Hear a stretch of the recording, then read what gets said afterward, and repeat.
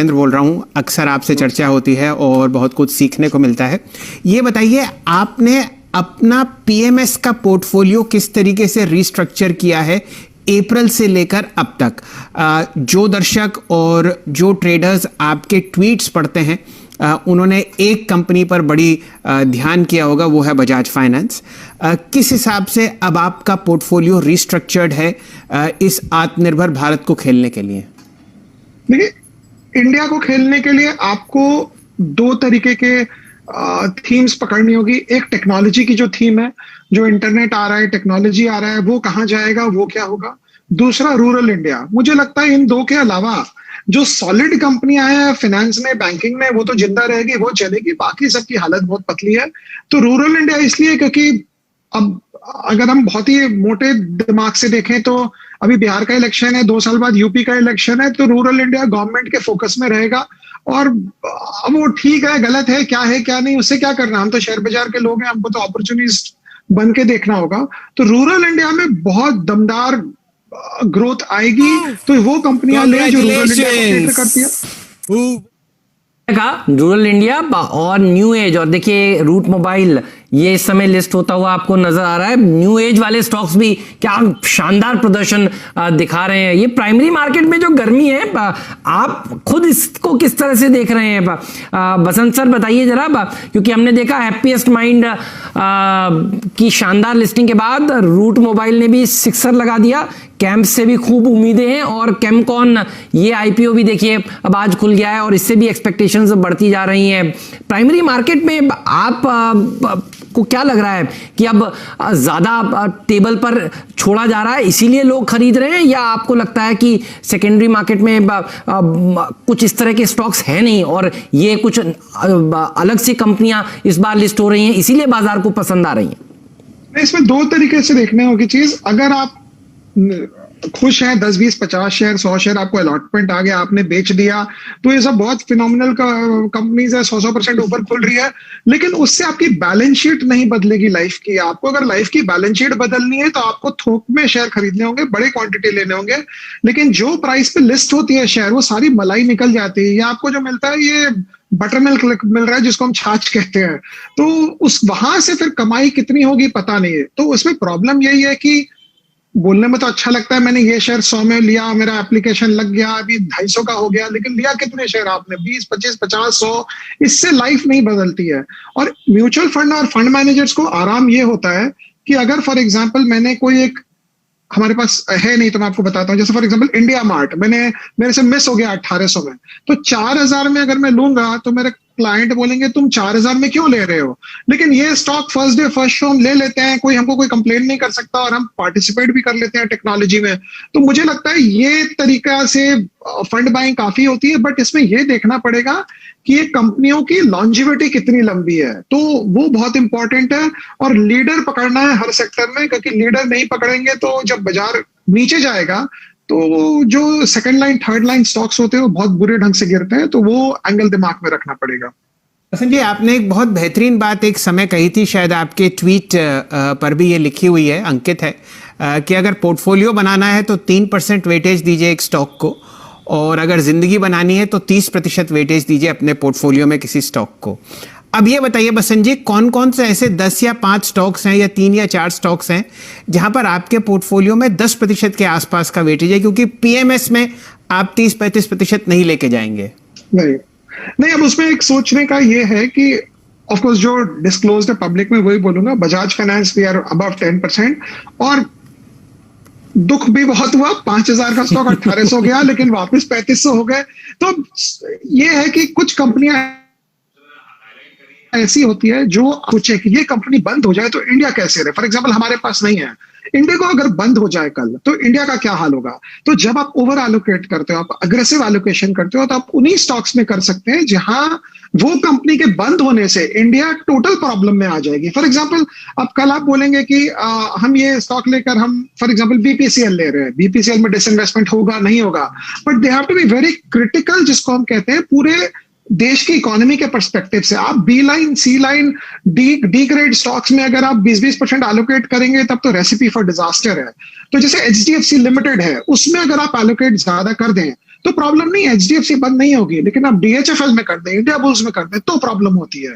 तो ये सब सोचने का है, और पैसा तो ओवर एलोकेट करके ही बनता है। अगर आप अमीर हो गए तो आप डाइवर्सिफाई कर लीजिए, 20 40 50 कंपनियां ले लीजिए, और नहीं तो मुझे लगता है आज का जो जमाना है, जो नया निफ्टी जो खड़ा हो रहा है, ये इंडियन क्रिकेट टीम की जो नई वाली विराट कोहली वाली टीम है, इसको बीट करना आसान नहीं है। कोई भी फंड मैनेजर जितनी भी बुद्धि लगा ले, बहुत मुश्किल होगा निफ्टी के नए रूप में इसको बीट करना। आप देखिए निफ्टी के कॉन्स्टिट्यूएंट्स जो आ रहे हैं। जी हाँ, नहीं बहुत सही कहा आपने सर।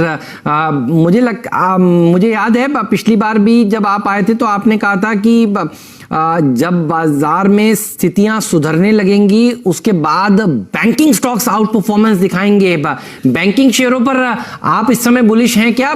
क्योंकि अब धीरे धीरे करके देखिए हम अनलॉक की तरफ बढ़ रहे हैं, हालांकि केसेस तो बढ़ रहे हैं, लेकिन हकीकत यह है कि लोग अब थोड़े से ज्यादा निडर होकर सड़कों पर निकल रहे हैं। बैंकिंग स्पेस में क्या आपको मौका दिखता है, और कौन से वो बढ़िया बैंक्स होंगे जो आप फिर खरीदना चाहेंगे प्राइवेट स्पेस में?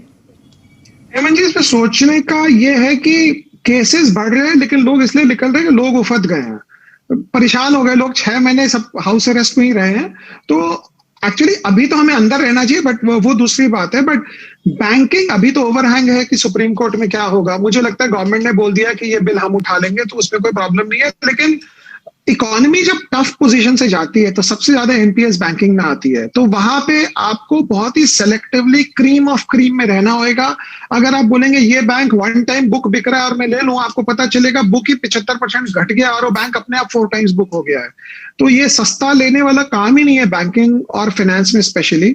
बट रिकवरी मोड, अगर आप बैंकिंग में बुलिश नहीं है तो आप इंडिया में बुलिश हो ही नहीं सकते। आप बोले मैं मारुति लूंगा लेकिन मैं बैंक नहीं लूंगा, आप बोले कि मैं फॉर एग्जांपल मैं कजारिया लूंगा जो सिर में टाइल्स बेचती है लेकिन मैं बैंक नहीं लूंगा, तो आप एज्यूम कर रहे हो कि आदमी सारा अपना पैसा लगाकर गाड़ी खरीदेगा और सारा अपना पैसा लगाकर आदमी घर बनाएगा। ये तो पॉसिबल ही नहीं है। बैंकों के पास तो जाना ही पड़ेगा, अभी नहीं जाए 10 दिन बाद जाए, 1 महीने बाद जाए।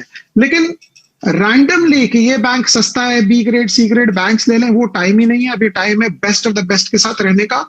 और रिकवरी तो बिना बैंक के अगर इंडिया में आ गई फॉर एग्जांपल तो बहुत शॉर्ट लिव्ड होएगी, लेकिन मुझे लगता नहीं ये हमारी तेजी है, ग्लोबल तेजी है। हम तो बहती गंगा में हाथ धो रहे हैं। क्या बात है। अच्छा, एक हेमंत जी, पिछली बार जब हमारे साथ बसंत जी जुड़े थे तो उन्होंने एक बड़ी अच्छी कहावत कही थी कि भाई डूबना है तो बड़े बैंकों के साथ डूबो, आईसीआईसीआई बैंक, एक्सिस बैंक और कोटक बैंक। बसंत जी, मैं ठीक कह रहा हूँ?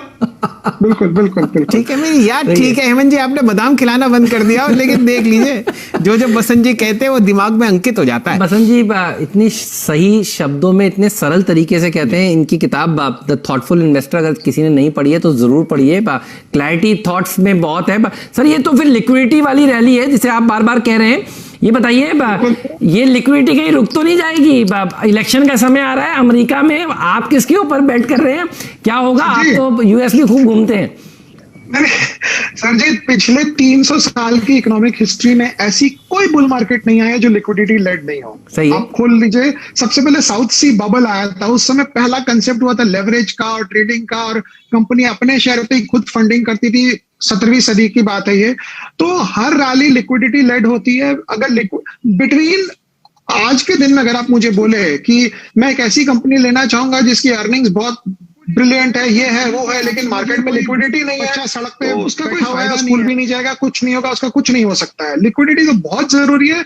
और अब तो मुझे लगता है लिक्विडिटी शायद कहीं ना कहीं फंडामेंटल से ज्यादा जरूरी है। अभी लोग शुरू हो जाएंगे मेरे ऊपर कि तुम लिक्विडिटी को ज्यादा बोल रहे हो, हमारा काम तो पैसा बनाना है ना, कि पैसा जहां जाएगा वहां हमको बनाना है। अब हम कहाँ यहाँ के अगर हम दरोगा बन के बैठ जाए कि नहीं लिक्विडिटी लेड रैली है, हम इसमें पार्टिसिपेट नहीं करेंगे, तो मत करिए। 7,500 का 11,500 हो गया।